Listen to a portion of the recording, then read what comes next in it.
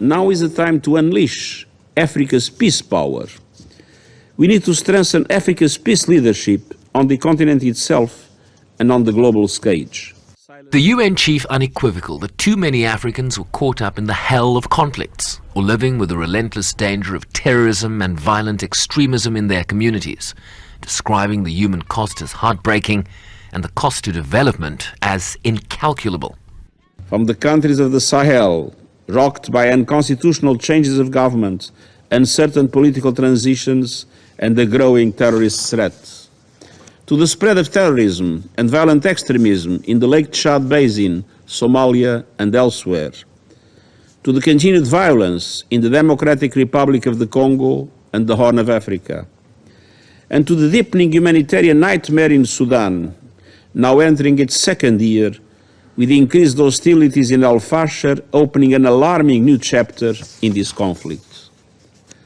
My personal envoy, Mr. Ramtan Lamamra, is working tirelessly on mediation efforts with all parties.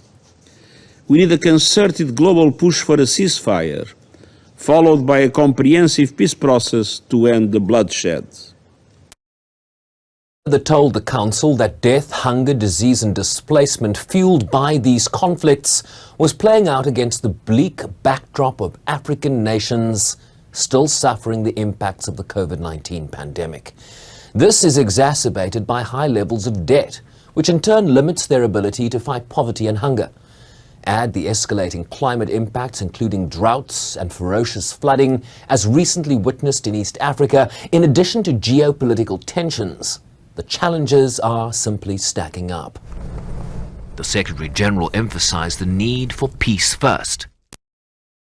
Africa is based on the clear perception that we must work with the African Union based on the principle of African-led solutions for African problems.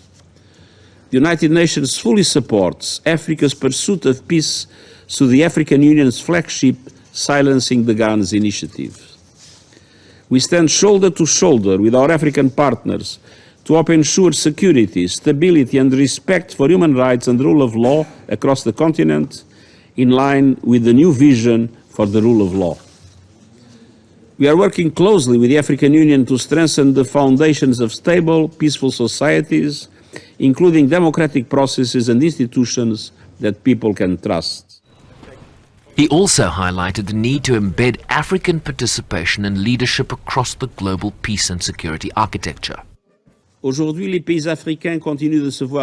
Today, African countries continue to be denied a permanent seat at the negotiating table, including at this very council. The impact of these structural inequalities are plain to see.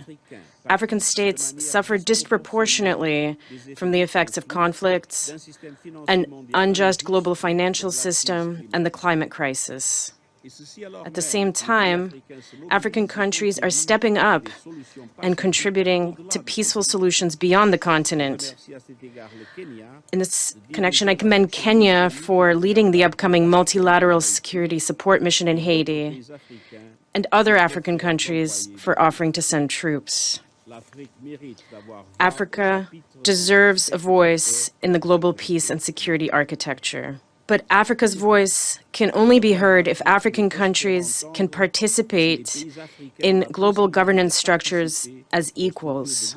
This must include correcting the lack of permanent African representation at this council. The SG pointed to September's Summit of the Future as an opportunity to push forward on all these issues. Chauvin Brycepease, SABC News, New York.